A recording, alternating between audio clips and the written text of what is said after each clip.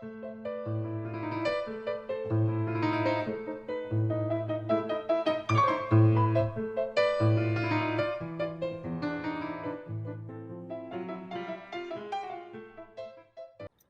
Marie-Claude, on se trouve maintenant tout à fait au bout du jardin de ce qu'était autrefois l'ensemble presbytéral du Clion.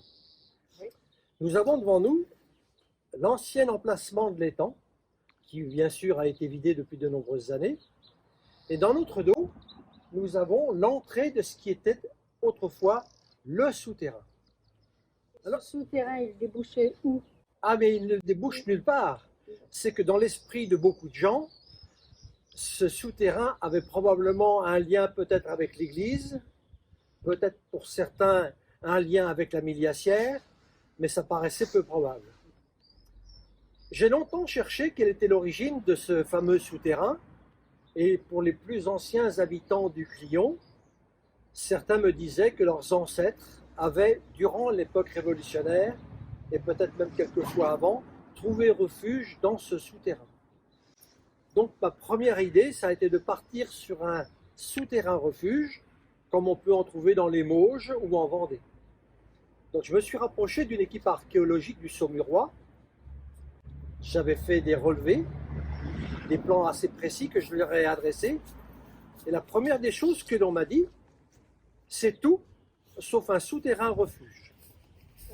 Il me fallait donc chercher l'origine de ce soi-disant souterrain ailleurs. Et c'est donc un peu par hasard, qu'en me rendant aux archives diocésaines à Nantes, que je suis tombé sur la notice historique du curé Louis-Robert Fierabras.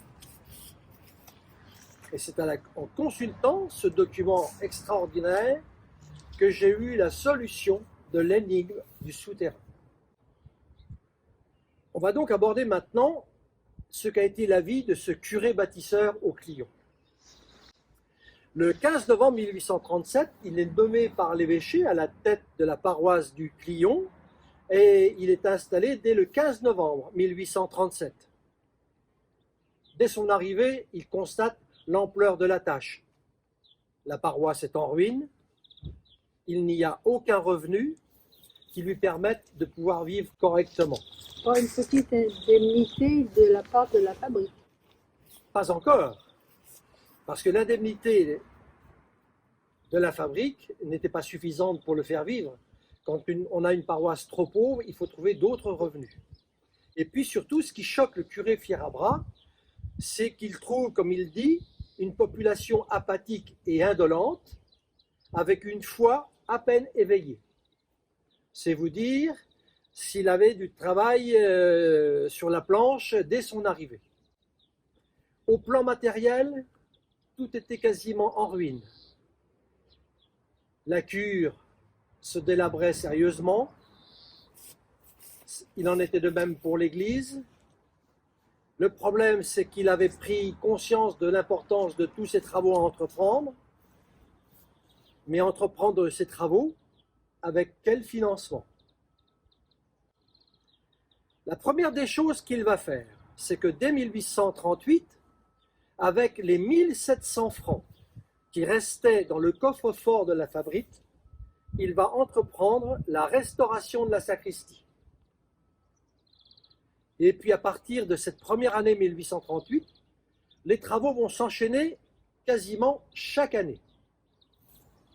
Mais le problème, c'est que pour des travaux, il faut aussi de l'argent. Donc il va amener à la fois des idées de reconstruction et il n'aura de cesse que de chercher de l'argent un peu partout. En 1839, la cure qui se situait au milieu du jardin menace dangereusement de s'écrouler. Les murs se lézardent, la cure devient quasiment inhabitable. Il faut songer à en construire une nouvelle, mais avec quel financement? Il va donc falloir qu'il songe à imaginer par lui-même les plans de la cure. Il va se déguiser quasiment en architecte, en maître d'œuvre. En 1839, bien qu'il n'ait encore aucune autorisation particulière pour reconstruire sa nouvelle cure, il entreprend de vider l'étang et c'est là qu'il va trouver tous les moellons de pierre nécessaires à la future élévation de la nouvelle cure. N'ayant toujours pas les autorisations nécessaires, il va embaucher tous les journaliers sans emploi du bourg du Clion et des villages alentours pour construire, là encore, dès 1839-1840, il va entreprendre les fondations de sa nouvelle cure et le creusage d'un puits. En 1841, tout se débloque enfin, il a l'autorisation nécessaire pour que la nouvelle cure soit érigée. Mais pas d'argent. Il va donc finir par convaincre mademoiselle Dutresset de la Sicaudet pour qu'elle vende sa métairie de Saint-Hilaire-de-Loulay en Vendée. Mademoiselle Dutresset de la Sicaudet était une femme très particulière, une vieille fille, qui, dit-il, ne s'intéressait qu'aux vieilleries, mais était millionnaire avec ses biens. Elle finit par consentir à vendre sa métairie de Saint-Hilaire-de-Loulay en Vendée pour le prix de 50 000 francs de l'époque. Une somme énorme. Énorme, oui. Et là, subitement, avec un tel apport financier, le curé Fierabras se sent complètement dégagé et en 2 années, la nouvelle cure va voir le jour, tandis que l'ancienne cure, qui se trouvait là au milieu du jardin, sera rasée. En 1843, M. Fierabras va imaginer de planter de la vigne, car, se dit-il, c'est probablement la seule chose qui puisse me rapporter. Il va donc planter en vigne 30 ars ici au bout de son jardin. Et puis, en 1844, la cure est terminée, mais il lui faut encore envisager d'autres ressources. Il va donc imaginer une écluse de 5 hectares. Cette écluse de 5 hectares, les travaux étaient à peine à demi achevés, que déjà elle rapportait énormément de poissons, dit-il, en mulets et chevrettes. Et où est-ce qu'elle était? L'emplacement de l'écluse? Oui. Alors ça, c'est une énigme, l'emplacement de l'écluse. Est-ce que c'était une écluse située en mer, dans le secteur de la Fontaine-au-Breton, le littoral le plus proche? Est-ce que c'était une écluse en bordure du canal de Haute-Perche? On n'a pas d'explication sur la situation précise de cette écluse.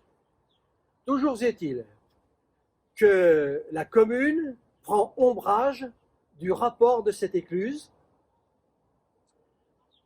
et, par jalousie ou par haine du prêtre, voilà que la République ressuscite une vieille loi de Henri IV et on le somme de détruire son écluse, qui est à peine achevée. Ça rapportait trop, vous imaginez bien. Et on n'aurait pas imaginé un seul instant que le curé devienne plus riche que la municipalité. En 1849, il va acheter, 1848-1849, il va acheter un nouveau terrain près de l'étang et il va consacrer là une plantation de vignes avec 80 arts de malvoisie. Alors pour ceux qui ne connaissent pas, le malvoisie, c'est un cépage grec qui donne un vin liquoreux. Et puis, à l'issue de cette époque, il va aussi trouver, à hauteur de la pièce des Ferchers, un terrain qui appartenait à M. Frénier. Il va finir par le convaincre de faire un échange avec un de ses prés que le curé avait, mais un prêt qui ne rapportait rien. M. Frénier consent à l'échange, ce qui va permettre au curé Fierabras d'avoir une belle parcelle de 2 hectares avec de la bonne terre, et déjà il va consentir à faire en sorte que la moitié de cette parcelle soit replantée en vigne. Vous voyez que parcelle après parcelle, il replante de la vigne et les surfaces du vignoble commencent à s'étendre. Mais au bout de quelques années, les vignes commencent à rapporter. Et en 1850, devant la quantité de vin qui est à stocker, il faut envisager une cave pour le stocker dans de bonnes conditions, ainsi que et prévoir l'achat d'un pressoir et d'un logement pour l'abriter. C'est là qu'en 1851, ce fameux souterrain, qui avait toujours été une énigme, et on apprend qu'en 1851, ça n'était tout simplement que la cave souterraine du curé Fierabras qui avait été construite pour abriter ces volumes, ces stocks de vin. Elle était tout près de la cure. Tout près de la cure, puisque vous voyez qu'à vol d'oiseau, entre l'entrée de la cave et la cure, il y a quoi, 80 mètres. Cette cave a été construite dans des conditions très particulières. Quand on la regarde, on voit que c'est une voûte entièrement maçonnée avec des pierres locales. Ce qui s'est passé, c'est que cette cave a été non pas creusée dans le sous-sol, mais, comme dit le curé Fierabras, nous avons fait d'énormes mouvements de terre. En fait, on a creusé une immense tranchée. La cave a été bâtie. Quand on la regarde de près, on a vraiment l'impression d'avoir affaire à un tunnel. Cette cave fait 25 mètres de long, une hauteur sous plafond de 2,80 m. Et une fois cette voûte terminée, elle a été recouverte de terre. Si bien qu'aujourd'hui, quand on la regarde, on a l'impression que c'est quelque chose qui a été creusé dans le sous-sol, puisqu'aujourd'hui, cette cave passe sous la salle municipale du Clion, alors qu'à l'origine, il n'en est rien. Ça a été quelque chose d'établi, de construit à l'air libre et recouvert de terre par la suite. Mais le curé Fierabras, évidemment, avec de tels revenus, de par ses vignes, avec ses vignes, c'était toujours pas suffisant. Donc, il finit toujours par essayer de convaincre les uns ou les autres, mais sa grande bienfaitrice pour tous les travaux qu'il voulait entreprendre, ça a toujours été Mademoiselle du Tresset de la Siconnet. Toutefois, dès 1853, il se rend compte que les gens du littoral ne viennent pas à l'église. Alors, en 1853, il entreprend la construction du chemin qui rejoint La Fontaine-au-Breton dans le but que les gens du littoral viennent à l'église. Et puis, dès 1856, l'église, elle aussi, tombant en ruine, il entreprend sa restauration. Ça a sans doute été sa grande entreprise. Toutefois, il a commis une erreur, sans doute, c'est qu'il a voulu être à la fois architecte, maître d'œuvre, contremaître. Et quand on n'est pas un homme de l'art, on commet sans doute quelques erreurs. Mais comme il a pris la totalité de l'entreprise à ses risques et périls, la population du Clion ne s'est pas soulevée contre le curé, puisqu'il prenait tout à sa charge. 1856, la restauration de l'église va prendre 9 mois. De l'église terminée, il achète le carillon de l'église que l'on connaît et l'horloge. Ce n'est toujours pas suffisant, puisqu'en 1861, le petit cimetière qui était autour de l'église est trop petit. Donc, il fait construire un nouveau cimetière que l'on connaît, là où il est alors. Celui qui existe actuellement. Celui qui existe actuellement. Et puis, il faut toujours espérer des revenus nouveaux. Alors, au Clion, tout le monde se rend compte que ce curé, qui est un prêtre bâtisseur, l'amélioration des revenus de la fabrique était telle que subitement, la recette de la guile en œuf double. Le service des bancs et des chaises triple. Est-ce qu'il payait une redevance Bien pour évidemment. les bancs, Bien évidemment. Pour assister Les bancs aux- et les chaises étaient numérotés pour et assister chacun, aux offices. absolument, et chacun payait une redevance. Les services aux morts quadruplent. Si bien que, avec de tels financements, le curé Fierabras finit par mettre à l'abri, au plan financier, tous les curés qui vont lui succéder. Entre 1837 et 1876, la paroisse du Clion s'est totalement transformée. Les gens reviennent à l'église. Mieux même, nombre de Clionnais, lorsqu'ils se sentent très malades, demandent que le prêtre vienne à leur chevet. Et la transformation qu'il y a eu dans les esprits. Et puis, le 7 avril 1876, Louis-Robert Fierabras meurt en son presbytère du Clion, après 39 années passées à la tête de la paroisse.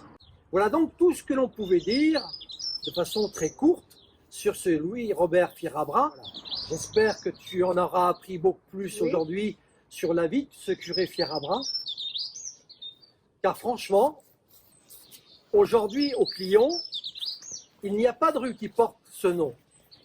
Et je trouverais logique qu'on n'oublie pas ce prêtre en lui attribuant le nom curé Fierabras à une rue du bourg ou des environs.